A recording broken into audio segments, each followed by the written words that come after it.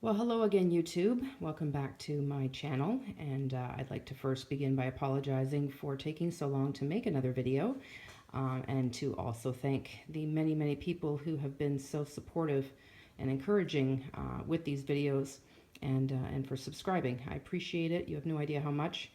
So thank you for that. For those of you looking at the screen right now and wondering, oh, what happened? No, I am still very much in my red pillar box, overstuffed now. I do need to put this thing on a diet, but Filofax, and I am bullet journaling in this, but somebody had requested to do a video on my previous hardcover bullet journal bound notebooks, so I thought I would go ahead and do that and then give you some hacks maybe that you can incorporate into yours if you so choose. So this here obviously is the official bullet journal. I was actually fortunate to be one of the very early backers to the Kickstarter program. I think I came downstairs in the morning, saw that he being Ryder Carroll, posted it, and instantaneously backed that. And so I got one of the limited edition ones, which is, super exciting. It's got the silver foil on the front, and then three bookmarks, one of which is silver. And then here it actually says that only 999 copies of this book exists. So, needless to say, I have not written in it. I don't know if I ever will, but it's so beautiful. I keep it on my shelf. So, that is not the one I am using, or not the one we're going to show. I will show these. So, when I started bullet journaling, I did what most people did, which was started in a moleskin. I think that's how you pronounce it. I never really know. So this is where I began, and with this one you have to number the pages, which is kind of frustrating, and that's what's nice about the LT 1917 is you don't have to do that. But so I set it all up to begin June, and this was 2014, I believe. So I set up June, meaning I drew out my monthly calendars, which I do like to do. Drew out June, some weekly calendars. I drew out July, some weekly calendars, put a few spreads in there, collections, whatever. And then I was like, you know what, I can't wait until June to start using this. It was the middle of May, so I went, you know what, I'm going to go ahead and jump in. So only in a bullet journal can May come after June. So June, July, May.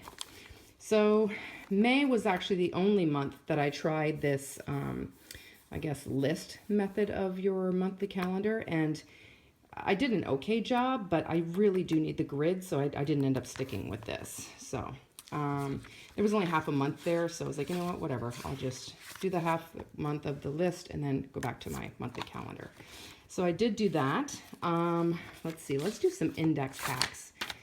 So as you can see here, I highlighted the months just so that they easily, quickly jump out at me, regardless of, all these collections that are scattered in between. What I did do was I started circling the actual page number that the monthly to-dos were on. So in this instance, it was page 93. So as you can see, July to-dos. And then I also did some habit matrix, and these have evolved and changed and gone back and whatever over time, but so a habit matrix.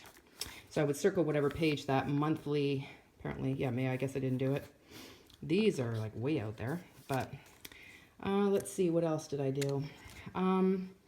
If you have collections that belong to a specific family member, maybe you want to either color code those or highlight them in a different color so that you can easily see, any collections that maybe don't belong to you, or maybe it's just information for, one of your kids or your husband, or maybe it's a collection belonging to a job and you just want to highlight those. So just, somehow separate them out on this index so that this is quicker and easier to find. Let's see, what else can I show you? I will show you this one. This one I was in beginning to end. At some point in the black one, the moleskin, I was like, oh wow, this other notebook exists where we can actually have page numbers and it's a dot grid and whatever. And so I ordered this and I left there. I think it looks like, according to this index, October. So moved into this one, which I would say I was in the longest. This is the one I pretty much filled up. One of the hacks, I can't remember where I saw it, and I will tell you that most of the stuff that's in this I find elsewhere. and incorporated into mine. There aren't a whole lot that are original, but they've been very helpful to me. So I washi tape the edge of the monthly calendar. So I put a nice strip of washi right here, so that when I fan my pages this way, I can quickly find each of those monthly pages. As you can imagine, red and green, that's Christmas. So I know the one right after it's obviously January, and the one obviously right before it was November. So they're really easy to find. I don't have to flip to my index to find them. I can just quickly, you know, go to that little washi and get a monthly calendar. The other thing I did for a little while was I was writing my monthly to-dos on like a little notepad, about the same size, and I would tip it in or just washi tape it down on, you know, one side, so that when I flipped it open to do my my daily planning, I could still see what I had that I wanted to get done that month, and I can incorporate some of that into my daily plans. So I did that for a while. That was helpful. Let's see, what else can I tell you? I made a little list. So if you remember from my last video, assuming that you watched it,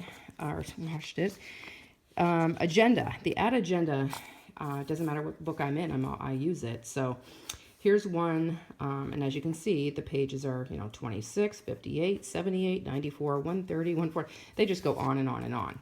So I really, really use this, obviously. So let's see, my first add agenda would be here. You know, I would fill it out like I would any other. And then when I got to the end, I would flip to the next blank page in the notebook, which at this point was page 58. And I would start my next one. And I would do the same. So where I'm bringing into context here is the threading, which you've probably seen or heard about, which is, you know, you write what the previous page was, what the future page was. And this way you don't have to even turn back to your index in order to see, you know, where did this continue? You know, I could just flip to that next page. So in this page 78. So that's threading. Hopefully you find that useful. Let's talk about a key. So this was the navy one. This was the last hardcover notebook I was in. So if you're not familiar with your key, then I would recommend you draw one out. As you can see, I used to have the original bullet journaling task method here, and then I started to incorporate the new one. Once the limited edition or whatever, the Kickstarter and the bullet journal actual notebook came out, or I got the PDF that it, you know, he had changed up some of his symbols, I went ahead and adopted it here. So I created the new one here. These are the old ones, and then obviously all of the signifiers, which I think I talked about in my Plan With Me video, and then also I posted a picture of it out on Instagram, so hopefully that's helpful. Let's talk about pen loops. So most of you probably know they make this little sticky one, Deutsch-Term pen loop. Some people struggle with getting it on correctly, and I don't even use it probably how it's intended. As you can see, it's really pushed in there, and that's because I only put my pen clip in there. I don't put the whole pen. I don't have time to, you know, fight with that or wrestle with that whenever I need my pen. So I just use the clip in the hole, which has been very, very successful. So that being said, how did I do it? Well, I would leave the backing on this double-sided tape thing. I would put this where I thought I wanted it, and then I would, you know, wiggle this to where I needed it, put the pen where I wanted it, and then I would take the pen out. I would squeeze this as tight as I could, and then I would pull this open, and I would draw a line around it, here, here, and here. Then I would remove the double-sided tape, and then I would stick it down. And I might leave it there for like maybe a day before I start, you know, hooking stuff onto it, just to make sure it really did stick. But that's how I use that pen loop. Before I got those pen loops, so back, well, actually, I guess this one even has one, but it took me a while to get that. I used a binder clip, and these work really well as well. If you don't have, you know, the actual pen loop, you just put one on the cover, and then you just slide your pen in. Sorry, I'm trying to watch what I'm doing in both instances, but just like that. And they actually stay on really well. They don't, you know, this book, even when you take these out and you want to write in it, it still lies flat, which was great. So I did like that for a long while. And then I finally, you know, went out and got a pen loop, which, by the way, you can get these pen loops on Goulet Pens. You can get them on Amazon. And then Container Store has them. And it's the cheapest I've seen. They're $3.99. at the Container Store. And sometimes they'll come out with fun colors, but they usually have black, and then I think recently I saw a teal colored, so they have that as well. So pen loops. Okay, what else can I tell you? Let's talk about Life Mapping Index. So if you remember my red one, I have these monthly pull-out calendars, and then these. Well, the person who made this, the wonderful woman, I'm now I'll butcher her name, I think it's Shen Cheng. She's a DIY fish. That's who makes those calendars. Well, that is the first place I saw Life Mapping Index. So if you haven't heard of that or whatever it is, it's a method to kind of track pages in your notebook, again, maybe by specific person. So in this instance, it was myself, my husband, my daughter, my son, the family, finances, work, anything that was GTD, and any projects. And all I did was I just cut the page with an X-Acto knife straight down, separated it about the width of 1 dot, and put some tape there. And then on this side, I just washi taped it so it's a little prettier. And then I folded it a little bit further than that in. And then I put all of these keys, or these, I guess, colors. And the family's color coded. I do plan on doing a kind of planning with me, mom style. And then I color code my whole family almost to an obsessed amount. But anyway, and what's cool about that is that if you were to write something on one of your pages that was specific to a particular family member, you can flip to that page quickly and see what it was. So, oh, look at that. My middle son started using his bullet journal, and that made me very happy. There's something on here. My daughter had a doctor's appointment. So anything that's specific to family members or finances, projects, whatever, I can quickly fan the pages and go find what those are. And I'm trying to find if I could see if I could find any good ones. Oh, there's a day that my husband brought me coffee at work, which was super sweet. Let's see. This is again, this is a day that my son left a crayon in his laundry and he completely got blue all on our whites and everything was ruined. Why would I want to remember that? Because I'm sure one day he's going to say, I was a perfect child, and I can say, no, look what you did. So anyway, hopefully that helps you. Again, and then when this thing is folded out, you can just quickly look down and see where it is that you would color those various things. So that is Life Mapping Index, and thank you to DIY Fish because she is absolutely brilliant. So that's that. Oh, I didn't bring it up. I was going to bring up one of those things that I talk about, those clear project folders, which I think are just so useful in so many different ways, but I'm sure you'll get the idea. So this is one of those project folders that are, 8.5 by 11, like a full sheet size, and then it's open on 2 sides. So what I did was I took the sealed corners here, slid it into my bullet journal here, and then cut it along these 2 edges. And then what I did was I just washi taped it all the way around except this one, and then I washi it on the back side of it, put a little, whatever this is on the top, a little label. And then the reason that I used this was for things that I wanted to keep in here, but I didn't necessarily need to archive. Like I don't need to keep forever my son's lunch menu. So I would just slide it in there for that month, and then I can quickly, use it, look at it, whatever. And then when the month's over, I take it out, throw it out, and put another one in. So this is great for, things that you don't need to keep forever, but that you do want to have in here. Keeps it nice and neat and contained, I guess is a good word for it.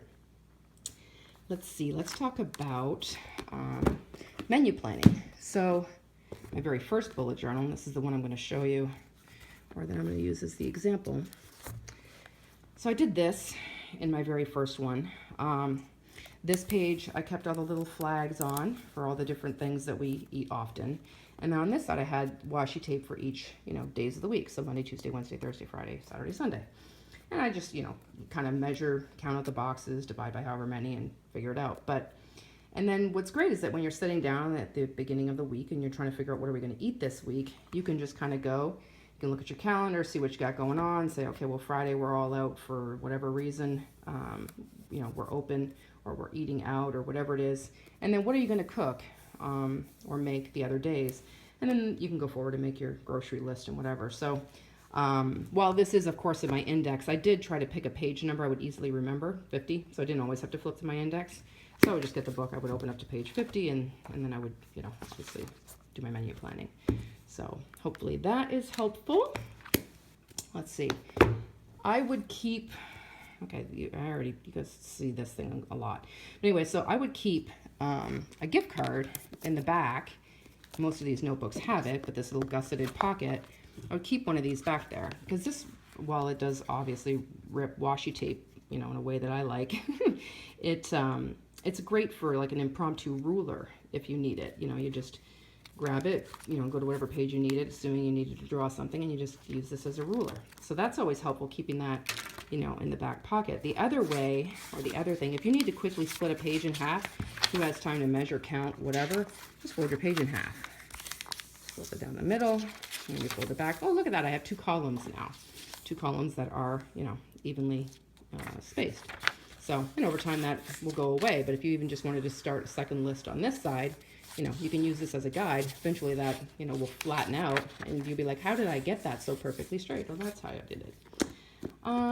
Let's see. I guess the last thing I want to show you is something I meant to talk about in my last video. When I went back and watched it, I was kind of embarrassed that I got my own self sidetracked, or, you know, derailed, in that I wanted to tell you that whenever I've completed a spread, so a spread is done, I have, you know, either completed every task, migrated it, scheduled it, it's irrelevant, whatever it is. When I've completed everything here, and I no longer want to look at this, or I don't want to have to completely, every time I look back, you know, week to week to week, scroll down and have to figure it out, I just put a little heart up in the top corner. I still do that in my Filofax. As you can see, all of these have this little heart in the top corner, and that just means that the spread is complete. I don't need, you know, to continually look to see if there are any incomplete tasks on these pages. So, and obviously if you don't like a heart, you can use whatever symbol you want, maybe a happy face, or, you know, maybe an asterisk with a circle or exclamation point, whatever you want, but just an easy, quick way to make sure that you can flip back and make sure that you've handled everything on a page. Everything has been assigned. So, let's see, 17 minutes. I didn't do too bad. So hopefully that video is helpful to somebody, and again, appreciate all the feedback, and I will talk to you soon. Thanks. Bye-bye.